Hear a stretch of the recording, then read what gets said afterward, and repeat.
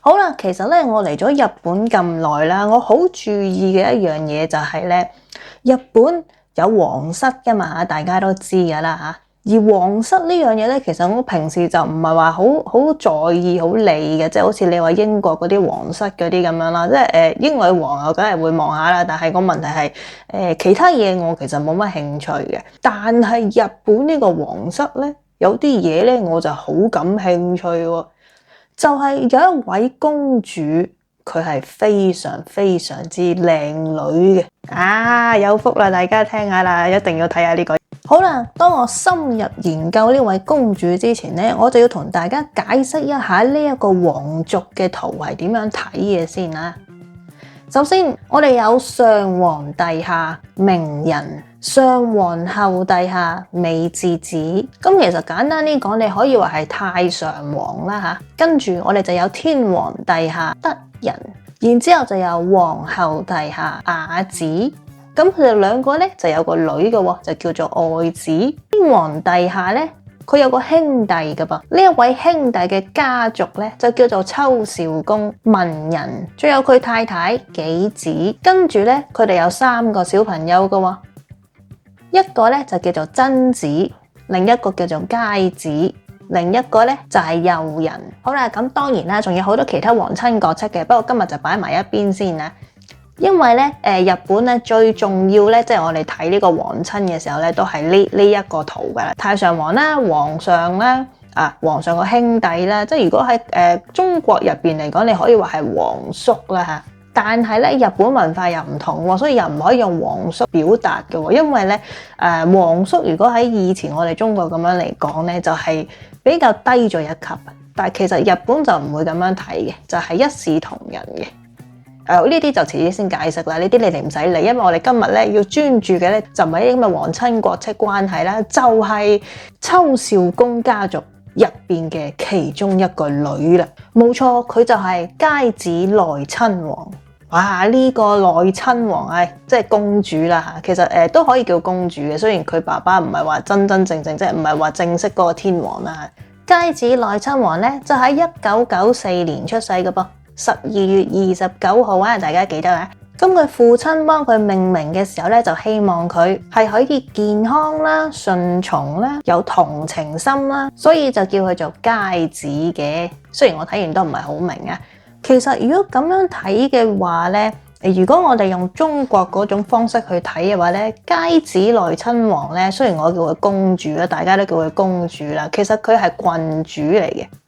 喺中國歷史上咧，就要皇帝嗰啲仔女咧，先至話有呢一個資格去做呢個下一任嘅皇帝嘅，大家都知噶啦嚇。除非佢瓜咗嘅啫，咁所以個皇叔咧就可以頂替嗰啲啊。睇劇都睇好多噶呢啲。但係日本咧有少少唔同嘅喎，就係話咧，即係如果天皇嘅直系家屬啦嚇，都有可能即係有機會啦，即係點講？佢哋都係有資格去做下一任嘅天皇嘅。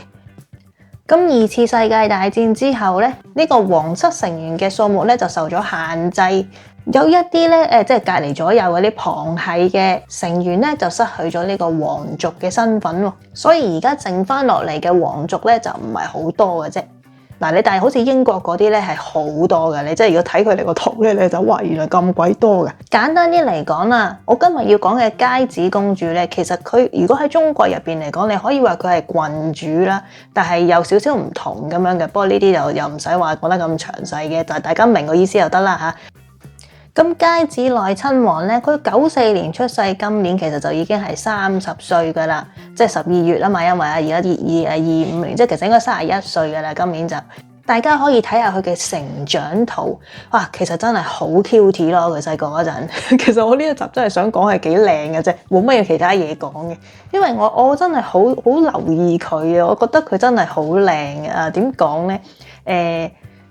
大家唔好話我衰啊！即係除咗你睇電視嗰啲劇集之外，話啲公主好靚啊，啲皇后好靚啊嗰啲咁樣，但係其實現實上係唔係先？好難揾到一個真正嘅公主王子係真係靚到揼一聲嘅喎。但係呢一個係真係靚到揼一聲嘅喎，同埋佢靚咧又唔係話好好鄉下嗰隻啊，點樣講咧？即係唔係話好傳統嗰啲樣咯？佢個樣係好現代嘅。我咁樣講，大家明唔明咧？真係做到 model 嗰啲咯。嗱，佢03年咧就8歲嘅，大家睇下佢呢個樣啦。嗰陣時仲未睇得出咧，究竟係點樣啦，靚唔靚嗰啲咁樣啦。06年11歲嗰時咧就開始睇到少少啦。07年12歲嗰陣時咧，開始已經感覺到呢個公主個樣應該唔差噶噃。09年14歲，其實佢真14歲，應該係12月之前影嘅，即係其實都係14、15歲嗰排啦。跟住最靚嘅時候，大家睇下啦，就係佢成人式嗰陣時，日本成人式係20歲噶嘛。哇！你睇下佢呢個樣戴個皇冠，幾靚女啊嘛！唉死啦！我啲台唔知做乜嘢。靚女唔係淨係俾麻甩佬睇嘅，我哋都好中意睇靚女嘅。其實21歲嗰陣時，22歲嗰陣時，嗱，大家睇下個樣就算佢唔化妝，我都覺得佢會好靚嘅。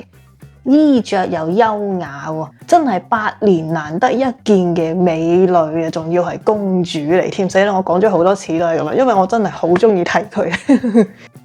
跟住着和服呢個樣係咪好高貴呢？咁而佢個教育背景都唔差噶喎。咁當然啦，你做得皇室人員嘅話，佢有去過美國英國留學，參加好多呢個官方活動、文化活動、慈善活動。咁好啦，大家最想知嘅問題嚟啦，一個咁完美嘅公主可以揾個乜嘢男人先至襯得起佢呢？嗱，呢個我都真係，喂，講真嗱，你揾得差，揾得低級過佢嘅，肯定係一定係低級過佢嘅啦，冇可能話高級過佢。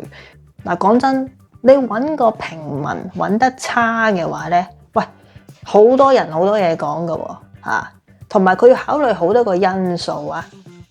而家日本嘅皇族咧，頭先都講過㗎啦，二戰之後就剷咗一忽嘅，所以就剩翻好少嘅啫。所以由於呢一個皇室人數下降咧，佢揀嗰個配偶咧係一定要非常之慎重考慮嘅。佢將來個老公唔單止淨係佢呢個家庭成員啦，亦都孭起一個好大嘅責任㗎噃。例如支持呢個皇室公務啦，負擔一定嘅社會責任啦。